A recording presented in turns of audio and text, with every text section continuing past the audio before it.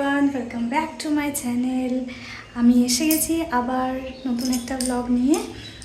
তো আজকে যেতে হবে আমার নিচে বলেছিলাম না দুটো বাচ্চা আছে, তো রায়রূপ, তো তাদের স্কুলে আজকে অ্যানুয়াল ফাংশন আছে। তো সেই জন্যে আমাকে যেতে হবে আজকে ওইখানে, মানে ডেকেছে আর কি। তো রবিবার আজকে ঝটপট করে তাড়াতাড়ি করে বাজার করে নিয়েছি, বাজার করে আসা হয়ে গেছে। এবার আমি ঝটপট করে একটা রান্না করব, সেটা হচ্ছে সবজি দিয়ে ওই পোলাওয়ের মতন একটা বানিয়ে নেব, আর ব্যাস তারপরে রেডি হব। তো এই যে দেখো, এইটাতে সবজি আছে আলু পেঁয়াজ আর বাকি সব সবজিগুলো, আর এইটাতে রয়েছে মাছ মাংস এসব। তো মাছ মাংস ধুতেও হবে, দেরি হয়ে গেছে অনেক, আর এখন 12:30 পেরিয়ে গেছে, আমাদেরকে বেরোতেই হবে 1:30টার সময়। তো তাড়াতাড়ি করে করতে হবে, তাড়াতাড়ি করে রান্নাটা করতে হবে, তারপরে আবার রেডিও হতে হবে, শাড়ি পরতে হবে। তো চলো তোমাদের সাথে আজকে পুরো ব্লগটা শেয়ার করবো, তোমরা ভিডিওটা দেখতে থাকো। আমি এই যে সবজিগুলো কেটে নিয়েছি, পেঁয়াজ কেটেছি, মটরশুঁটি আছে, ফুলকপি আছে, টমেটো আছে, আর এইখানে আছে গাজর আলু ক্যাপসিকাম। ব্যাস, আমি প্রেশার কুকারে করব পোলাওটা। তো চলো তোমাদের দেখাই যে আমি কীভাবে বানাই। আর হ্যাঁ, 3খানা লঙ্কা দিয়েছি, কাঁচা লঙ্কা দিয়েছি 3খানা। এই যে চালটা ভিজিয়ে রেখেছি, ব্যাস আমি আর কিচ্ছু দেবো না। অনেকে না পোলাও সাদা তেল দিয়ে বানায়, আমি সর্ষের তেল দিয়েই বানাই। তো এই যে দেখো, অল্প তেল দিয়ে দিলাম, বেশি তেল দেবো না। আর যেটা সিদ্ধ হতে সব থেকে বেশি, যেটা ভাজা হতে আমার এত তাড়াহুড়ো হয়ে গেছে যে কথাগুলো জাস্ট জড়িয়ে যাচ্ছে। তো যেটা ভাজা হতে সব থেকে বেশি সময় লাগে, 1 মিনিট দাঁড়াও। লঙ্কাটা কেটে নিলাম, তো দিয়ে দিয়েছি গোটা জিরের ফোড়ন, আর দিয়ে দিলাম লঙ্কা ফোড়ন। এবার আমি দিয়ে দেবো ফুলকপিগুলো, কারণ ফুলকপি ভাজা হতে সব থেকে বেশি সময় লাগে।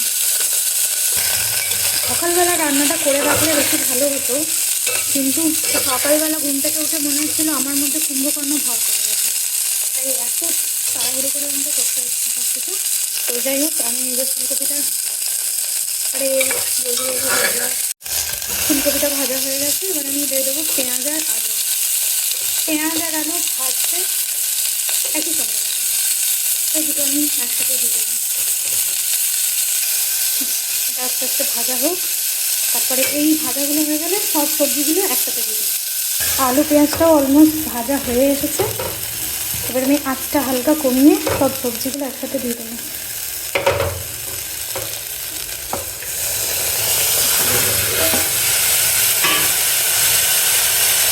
দিয়ে দিলাম মটরশুঁটি আর টমেটো, তারপরে দিয়ে দিলাম ক্যাপসিকাম আর গাজর। মাঝে মাঝে যখন আমার খুব তাড়াহুড়ো থাকে, টাইম থাকে না, মনে হয় যে এই রান্নাটাই করে নিই, এটাই তাড়াতাড়ি করে হয়ে যাবে, আর এটা খেতেও হেলদি। সব সবজিগুলো মোটামুটি নরম হয়ে এসেছে, আমি এর মধ্যে নুন আর হলুদ দিয়ে দেবো। হলুদ না দিলেও চলে, কিন্তু আমি হালকা করে অল্প একদম হলুদ দেবো।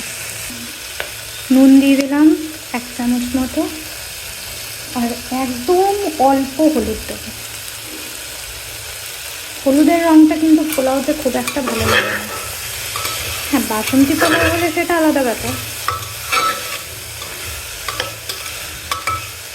কিন্তু আঁচটা কমিয়ে রেখেছি। হ্যাঁ, এটা আর একটু ভাজা হোক, একটু নরম বেশি হয়ে যাক। এর মধ্যে আমি সামান্য লাল লঙ্কার গুঁড়ো দিলাম। এবারে ভালো করে এটাকে নাড়িয়ে নিয়েছি। এবার আমি চালটা দিয়ে দেবো। আমি কিন্তু বাসমতি চাল ইউজ করেছি, কিন্তু তোমরা চাইলে যে কোনো চাল দিয়ে এটা করতে পারো।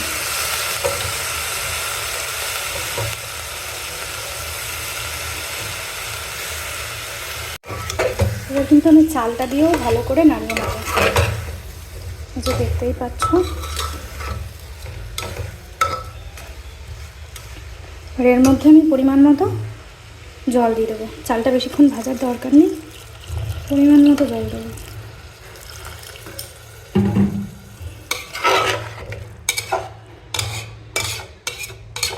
কারণ বাসমতি চাল তো সিদ্ধ হতে বেশি সময় লাগে না, একদম কম টাইমে আমার সিদ্ধ হয়ে যায়। এই চালটা একদম অল্প দিয়েছি, ডুবো ডুবো যাতে হয়ে যায় পুরো সবজিগুলো। এবার আমি এটাতে ঢাকা দিয়ে দেবো। তো যতক্ষণে ওটা সিটি পড়বে আমি ততক্ষণে মাছ মাংসগুলো ধুয়ে নিই। মাছটা ধুয়ে নিলাম, এবারে মাংসটা ধুয়ে নেবো আমি ঝটঝট করে।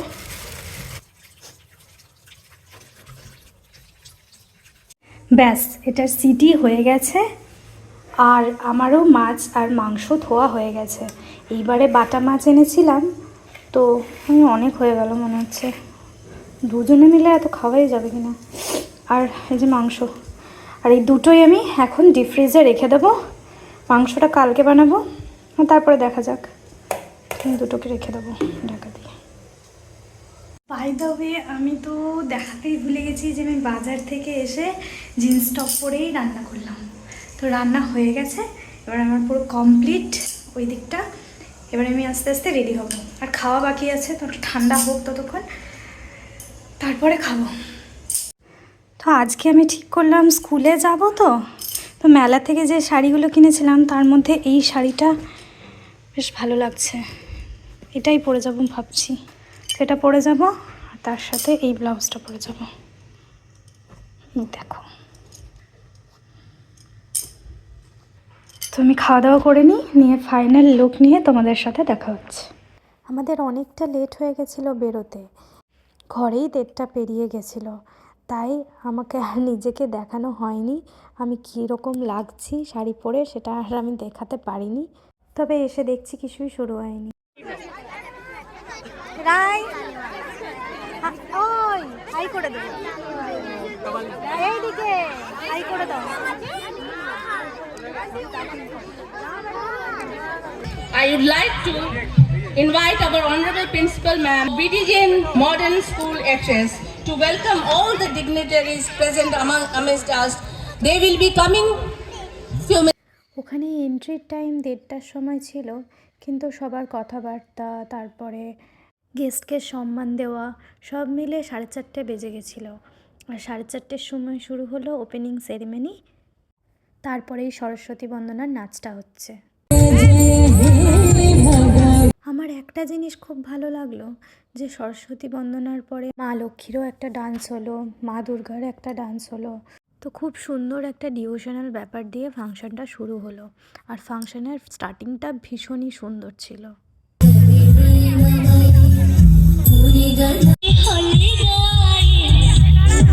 তারপর একদম ছোট বাচ্চাদের একটা ডান্স হলো, শুধুমাত্র নার্সারির বাচ্চাদের। ওই দেখুন, ফুল সেজে, সূর্যমুখী ফুল সেজে সবাই কি সুন্দর ডান্স করছে। আর সবাই এতটাই এক্সাইটেড যে কেউ কাউকে আর দেখেনি, যে যার নিজের মতোই করে গেছে।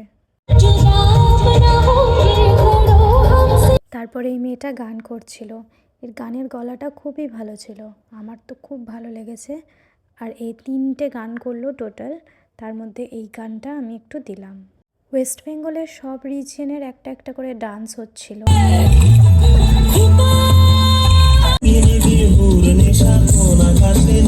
আর ইন্ডিয়ার সব স্টেটের একটা করে ডান্স ছিল। আর ডান্স ফর্ম যত আছে, কথকলি, ভারতনাট্যম, বিহু, তারপর পাঞ্জাবি, মানে যত ডান্স ফর্ম আছে সব কটার একটা করে ডান্স হয়েছে।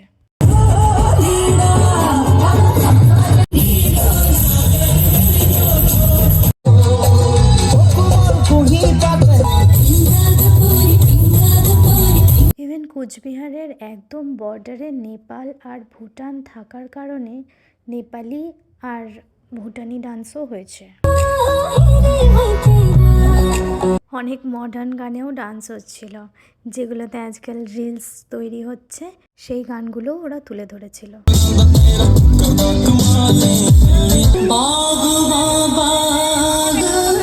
এইটা যেটা দেখলে তোমরা, এটা একটা নাটক ছিল। এত সুন্দর নাটকটা করেছিল, প্রায় সবার চোখ দিয়ে জল চলে এসেছিল। তারপরের ডান্সটা ছিল ভুল ভুলাইয়া 3-এর আমি যে তোমার গানে, মানে কত্থক আর ভারতনাট্যম একসাথে।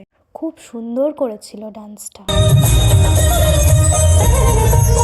তারপর আবার বাচ্চাদের কিছু কিছু ডান্স ছিল, সেই ডান্সগুলো হয়ে যাওয়ার পরে একটু ব্রেক।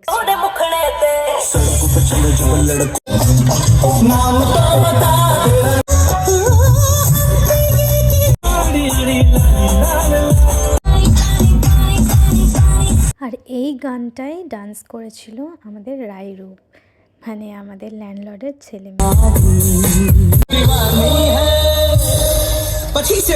এইবার ব্রেক টাইমে আমরা একটু চলে এসেছিলাম মাঠের দিকে, মানে যেই দিকে ক্যান্টিনটা তৈরি করেছিল সেই দিকটা। কি সুন্দর সাজিয়েছে স্কুলটা লাইট দিয়ে। এখানে আবার একটা ফটো পয়েন্টও করেছে, মানে এইখানে মনে হয় সব বাচ্চাগুলো ফটো তুলছিল। হ্যাঁ, সব বাচ্চাগুলো কেন, তাদের মা বাবারাও ফটো তুলছিল। আর এই যে গাছের মধ্যে নানান ধরনের লাইট দিয়ে কি সুন্দরভাবে সাজিয়েছে।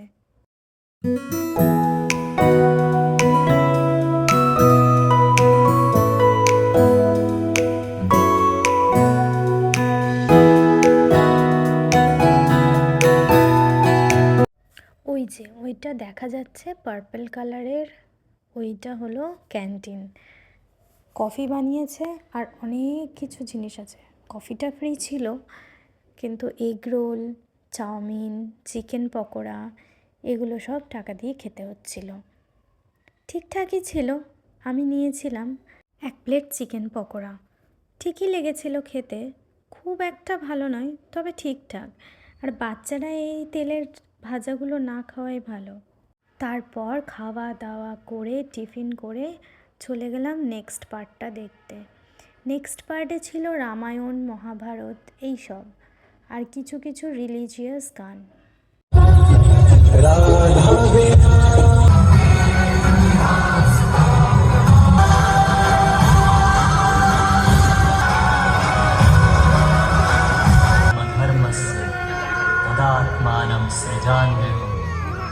परित्राणाय साधूनां विनाशाय च दुष्कृतां धर्म संस्थापनार्थाय संभवामि। তাই কি সুন্দর সাজিয়েছে। এই দিক দিয়ে কিন্তু কোথা দিয়ে বেরোচ্ছে? হ্যাঁ, এই দেখো।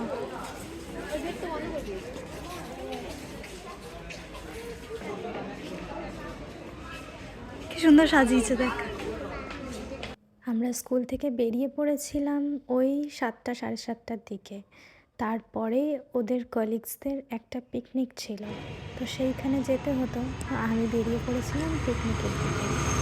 আর পিকনিকের কোনো ক্লিপিংস বা ভিডিও নেওয়া হয়নি, ও নিতে বারণই করছিল, তো সেই জন্যই আর নিইনি। তো থাক, আজকের ব্লগটা এই পর্যন্তই। আবার দেখা হবে নেক্সট ব্লগে। তো চলো, টাটা সবাইকে। আর ভিডিওটা ভালো লাগলে লাইক করে দিও, চ্যানেলটা সাবস্ক্রাইব করে দিও।